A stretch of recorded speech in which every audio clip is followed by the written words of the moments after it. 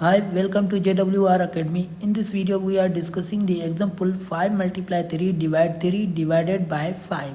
So first of all, we simplify the numerator. Okay, so here 5 your choice from you simplify left to right or right to left, because in this situation there are two arithmetic operation uses multiplication and division.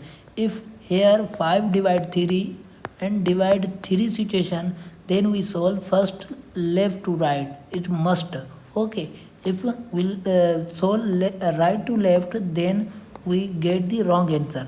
Okay, and in this situation we will simplify first division. So here 5 multiply 3 divide 3 is 1 and divided by 5. So answer we will get the 5 divided by 5 is 1. 1 is right answer of this question.